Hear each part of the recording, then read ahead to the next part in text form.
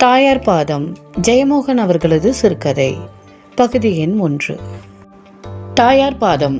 ராமன் எதையோ முணுமுணுத்தது போல் இருந்தது. அநேகமாக ஹிமா, ஹிரி, தனி, ஹேமலதே. பாலசுப்ரமணியம் புன்னகை புரிந்தார். ராமன் நிறுத்திவிட்டு சரி விடுங்க என்று சிரித்தார். இல்ல, நான் சில சமயம் நினைக்கிறது உண்டு, உங்க விரலை சும்மா ஒரு கிராமபோனிலே கனெக்ட் பண்ணி விட்டா அது நல்ல சுத்த சங்கீதமா கொட்டுமேன்னு தெரிகிறது. விரலிலே சங்கீதம் இருக்கு, நாக்கிலே இல்லைங்கிறீங்க. பாலசுப்ரமணியம் மீண்டும் புன்னகை செய்தார். நான் சாந்தி முகூர்த்தம் அன்னைக்கு சாரதா கேட்ட முதல்ல என்ன கேட்டேன்னு தெரியுமோ என்றார் ராமன். ஒரு பாட்டு பாடுறேன் கேட்குறையான்னு. சரிண்ணா. அதோட சரி, அதுக்கு மேலே பாடுறேன்னு சொன்னா ஒரு மாதிரி முகத்தை காட்டுவா பாருங்க. எவ்வளவு பெரிய மேதைக்கும் தொண்டை அடைச்சிண்டுரும். ராமன் சிரிக்க பாலசுப்ரமணியம் சேர்ந்து கொண்டார். ஆனா நான் சின்ன வயசுல பாடுவேன் என்றார் ராமன். மறுபடியும் ஸ்மைல் பண்றேன். பாட தெரியாதவ எல்லோரும் அப்படித்தான் சொல்லுவா என்ன என்றார். என்னதான் சிரிப்போ அப்படி. அதை பார்க்கச்ச பயமாயிருக்கு. எங்க அரசியல் கிரசியலுக்கு போய் டெல்லிக்கு வந்து உக்காந்துடுவீங்களோன்னு பாலசுப்ரமணியம் அதற்கு வாய்விட்டு சிரித்தார். கடல் காற்றில் அவரது முன்மயிர் பறந்தது. அவரது நீளமான கல்கத்தா ஜிப்பாவும் வேட்டியும் படபடக்க அவர் பறக்க துடிப்பது போல தோன்றியது. ராமன் பின்னால் எழுந்து பறந்து தன் மேல் துண்டை இழுத்து அக்குளில் சுருக்கி கொண்டார். மதிய நேரம். காந்தி மண்டபத்தில் சில வடநாட்டு காதல் ஜோடிகளை தவிர எவரும் இல்லை. ராமன் சற்று எம்பி கைப்பிடி சுவற்றில் கடலுக்கு பக்கவாட்டை காட்டியது போல அமர்ந்து சுவரில் சாய்ந்து காலை மேலே தூக்கி வைத்து கொண்டார். பாலசுப்ரமணியம் சுவரை பற்றியபடி நின்று கீழே பார்த்தார். கடல் கண்கூசும் வெளிச்சமாக அலையழித்து கொண்டிருந்தது. சூரிய பரப்பில் தெரியும் புள்ளிகள் போல 4-5 பெரிய மீன்பிடி படகுகள் சென்று கொண்டிருந்தன.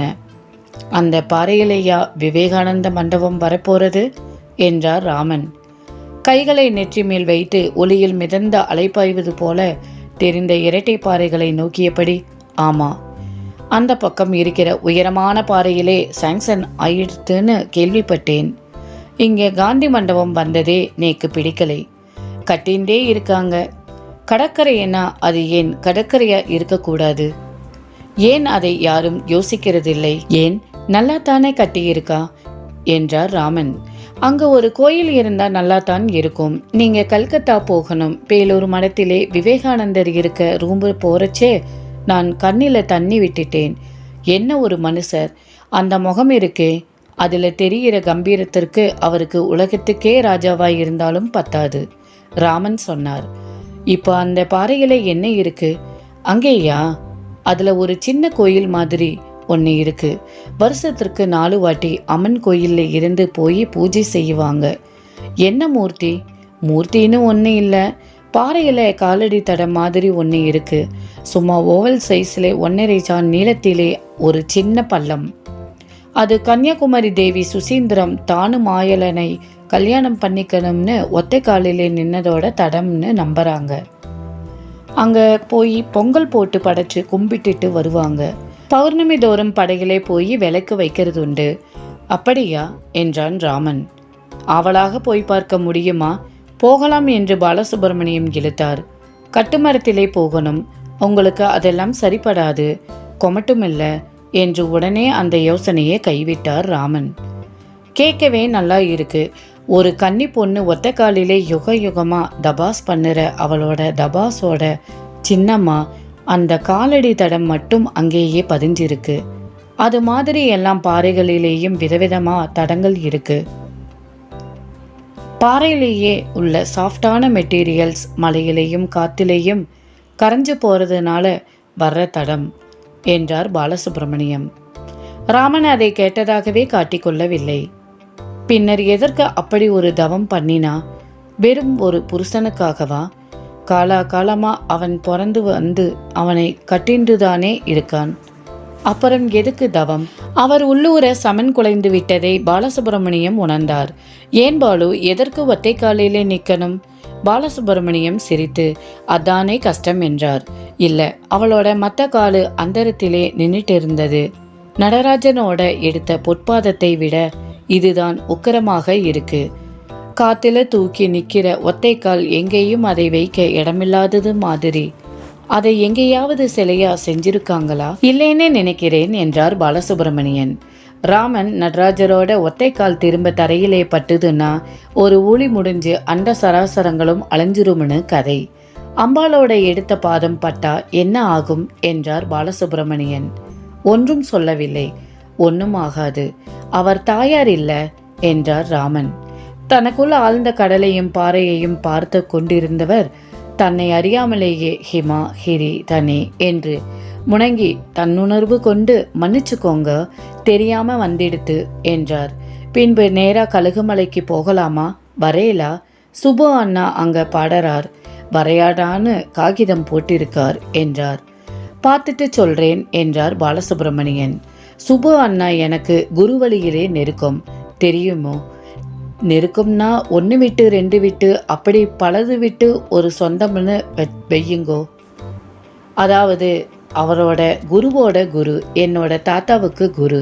அவர் பேரு விலாங்குடி கிட்டாவையர். மகா ஞானின்னு சொல்லி கேள்விப்பட்டிருக்கேன். அவர் தியாகியர்கிட்டயே சங்கீதம் கத்துண்டவார்னு சொல்லுவா. அதை பற்றி தெரியலை. மன்னார்குடி, திருவையாறு, திருவாரூர் பக்கம் எல்லாம் குறும்பரையையும் நேரா கொண்டு போய் அங்க இணைச்சுக்கிடுறது உண்டு. அப்படியா என்றார் பாலசுப்ரமணியன். பொதுவாக பேச்சை இசையை நோக்கி கொண்டு செல்வது அவருக்கு அப்போது உகக்கவில்லை. ஆனால் பிறரது பேச்சை தடுக்கவோ திருப்பவோ கூடியவர் அல்ல அவர். தாத்தா பேரு சேசையர். அவர்தான் எனக்கு முதல் குருன்னு சொல்லணும். அவர் பெரிய கடல் சங்கீத ஞான சாகரம்னே அவருக்கு பட்ட பேரு இருந்தது. அப்பெல்லாம் சங்கீத வித்வான்களுக்கு பெருசா ஒன்றும் பணம் கிடைக்காது. மடத்திலே கூப்பிட்டு இந்தாடான்னு ஏதாவது கொடுத்தா உண்டு. ஆனால் சிருங்கேரி வரை போய் வர செலவே டபுள் ஆகிடும். மற்றபடி எங்கேயும் கதா கால சேபம்தான். அதில் இருக்கிறவாளுக்குத்தான் துட்டு. வருஷத்தில் 200 கதை வரை நடத்துருவா உண்டு. தெரியுமே, எங்கள் அப்பா கூட கதா காலட்சேபம்தான் பண்ணிட்டு இருந்தார். ஆனால் எங்கள் தாத்தா சங்கீத வித்வானா மட்டும்தான் இருந்தார்.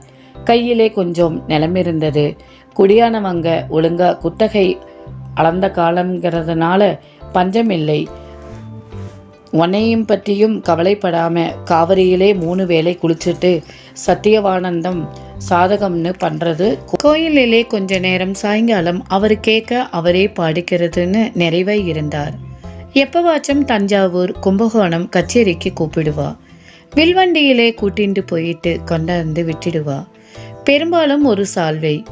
ரொம்ப பெரிய இடம்னா 1 பவுன் தங்க காசு. அடுத்த கச்சேரி வரை அதை பற்றியே பேசிக்கொண்டிருப்பார். அங்க இப்படி பாடினேன், இப்படி எடுத்தேன், திருப்பி திருப்பி பாடி காட்டுவார். அவரை நான் பார்க்கறச்சே அவருக்கு 70 தாண்டி இருக்கும். அவரோட 7 குழந்தைகளிலே எங்க அப்பா தான் கடைக்குட்டி. அப்பா பிறக்கிறச்சே தாத்தாவுக்கு 48 வயசாம். என்னோட ஞாபகத்திலே எப்பவும் அவர் திண்ணையிலே ஜமக்காலத்தை போட்டு சாஞ்சு உக்காந்துட்டு இருப்பார். பக்கத்திலே கூஜால ஜலம், பெரிய தாம்பூலத்திலே தளர் வெற்றிலை, இன்னொரு சம்பளத்திலே சீவல், கிளி மாதிரி ஒரு பச்சை நிறமான மரச்செப்பிலே கலர் சுண்ணாம்பு, புகையிலே வைக்கிறதுக்கு ஒரு தகரடப்பா. பக்கத்திலே எப்பவும் தம்பூரா வாசிப்பார். எந்நேரமும் அவர் பக்கத்திலே ஒருத்தர் உக்காந்துட்டு இருக்கிற மாதிரி தம்பூரா இருக்கும். சின்ன வயசுலே மாநிறமா ஒரு சின்ன பொண்ணு அவர் பக்கத்திலே இருந்துட்டு இருக்கிற மாதிரின்னு நினைச்சுக்குவேன். பாலசுப்ரமணியம் புன்னகை பூத்தார். சிரிக்க வேணாம், நிஜமாகவே தம்பூரா வைக்கப்பட்டு அதிகம் பேசாத பொண்ணு மாதிரி தான் இருக்கும். அவர் எந்நேரமும் அதிலே சுதி பார்த்துட்டே இருப்பார். சரியா அமைஞ்சதும் அதோட சேர்ந்து மெல்ல பாடுவார். பாட்டு எப்பவுமே அவருக்காகத்தான். இப்ப சொன்னேலே, சங்கீதம் உடம்பிலே இருக்கு, கலெக்ஷன் கொடுத்திடலாம்னு, அது அவருதான். அப்பெல்லாம் கிராமத்து அக்ரஹாரம் சத்தமே இல்லாம இருக்கும். ரேடியோ பிளேட் ஒன்றும் வரலை. அக்ரஹாரத்திற்கு நடுவிலே ஒரு ஓடை போகும். காவிரி தண்ணி அந்த சத்தம் எப்பவும் கேட்டுண்டே இருக்கும். அந்த ஸ்ருதி தம்பூராவிலே பிடிப்பார். அதிலே சேர்ந்து பாடுவார். மத்தியானம் மாமரத்திலே குயில் வந்து உக்காந்துண்டு பாடும். அந்த நாதத்தோட ஸ்ருதியை பிடிப்பார். வெளியே கேட்கிற எல்லா சத்தமும் அவருக்கு சங்கீதம்தான். அவருக்குள்ள ஓடிண்டே இருக்கிற சங்கீதத்தோட எல்லாமே இணைஞ்சிரும். ஊர் தண்ணி எல்லாம் காவிரியா போய் சேர்ந்துக்கிற மாதிரி. சரி, காவிரி தானே ஊருக்குள்ளே தண்ணியாகவும் வந்துட்டே இருக்கு. ஊருக்குள்ளே அவருக்கு புண்ணியாத்மான் தான் பேரு. குழந்தை பிறந்தா தூக்கிண்டு வருவா. அண்ணா அவங்க கையால தொட்டு ஆசிர்வாதம் பண்ணிக்கோன்னு நிப்பாங்க. அவரும் குழந்தைய மடியில வாங்கி வச்சுண்டு ராரா ரேவதி தேவான்னு ஒரு 4 வரி பாடி திருப்பி கொடுப்பார். குழந்தையோட தாயார்காரி நின்னாள்னா கண்ணிலே ஜலம் விட்டு முந்தானியால முகத்தை பொத்திண்டுடுவா. போன ஜென்மத்திலே சரஸ்வதிக்கு குடம் குடமா தேனாபிஷேகம் பண்ணி இருக்காருன்னு சொல்லுவா. ஆனா இந்த ஜென்மத்திலே தொடர்ச்சியா 60-70 வருஷம் சரஸ்வதிக்கு தேனாபிஷேகம் பண்ணி இருக்கார். கும்பகோணத்திலே தேவநாராயண பெருமாள் கோவில்னு ஒன்று இருக்கு. அங்க பிரம்மனுக்கு சரஸ்வதி காயத்ரியோட தனி சன்னதி உண்டு. வருஷம் ஆவணி மாசம் அவரோட பிறந்த நாள் அன்னைக்கு வண்டி கட்டிண்டு போய் தேவிக்கு தேனாபிஷேகம் பண்ணிட்டு வருவார். அவருக்கு ரொம்ப முடியாம போனப்போ எங்க அப்பா போய் செஞ்சார். பாட்டி தவறின வருஷம் மட்டும்தான் செய்யலை. 80 வயசு வரை இருந்தார். ஒரு நோய் நொடி இழைப்பு கிடையாது. குரலிலே கொஞ்சம் கார்வையும் நடுக்கமும் வந்தாலொழிய அழகு குறையலை. கூன் கிடையாது. ஒத்தை நாடி உடம்பு. முடியில்லாத மார்பிளையும் விழாவிளையும் எலும்பும் தெரியும். வயிற்றிலே நரம்பு சுருண்டு கிடக்கும். கடைசி வரைக்கும் சட்டை போட்டது கிடையாது. மாநிறமாய் இருப்பார். கண்ணு 2 பெருசா கோபுர சிலைகளிலே இருக்குமே அது மாதிரி பிதுங்கி வெளியே விளராப்பல இருக்கும். பேசுற வழக்கமே கிடையாதுன்னாலும் அவரோட மனசு கண்ணாலேயே தெரிஞ்சுட்டே இருக்கும். கடைசியிலே தூக்கம் ரொம்ப கம்மியாயிடுது. நடுராத்திரியிலே எழுந்து உக்காந்துண்டு மெதுவா தம்பூராவை சுதி சேர்த்து பாடுவார். கேட்டுதா கேட்கலையான ஒரு சங்கீதம் எங்கேயோ கொண்டு போயிடும். சும்மா தேனி மேலே ஏறி உக்காந்து ரிம்னு நந்தவனம் எல்லாம் சுற்றி நந்தியாவட்டை மல்லிகை ரோஜான்னு பூவா உட்காந்து மண்டா மண்டா தேன் குடிச்சுட்டு வந்து இறங்கின மாதிரி ஒரு அனுபவம். அந்த பாட்டை கேட்கறதுக்குன்னே பக்கத்திலேயே எல்லாம் ராத்திரி கண்முழிச்சு தூங்காம கிடப்பாங்களாம். அவருக்கு கடைசியிலே கொஞ்சம் கண் தடுமாற்றமாயிடுத்து. காவிரிக்கு நானே காலம்பரம் கைப்பிடிச்சு கூட்டிட்டு போகணும். மத்தியானமும் சாயங்காலமும் வீட்டு முன்னாடியிலே ஓடையிலேயே குளிச்சுடுவார். ஆனால் நியம நிசடைகள் ஆசாரங்கள் ஒன்னிலேயும் ஒரு குறையும் இல்லை. எல்லாம் அவருக்கு நினைச்ச மாதிரி நடக்கணும். நடக்காட்டி ஒன்னும் சொல்ல மாட்டார். பேச்சை நிப்பாட்டிட்டு தம்பூராவை தூக்கிடுவார். அப்புறம் அப்பா அம்மா எல்லோரும் வந்து கன்னத்திலேயே போட்டுண்டு கண்ணீர் விட்டு கெஞ்சின பிறகுதான் இறங்கி வருவார். எங்க அம்மாதான் எல்லாம் பார்த்து செய்யணும். அம்மாவும் தெய்வத்துக்கு பண்ற மாதிரி செய்வார்.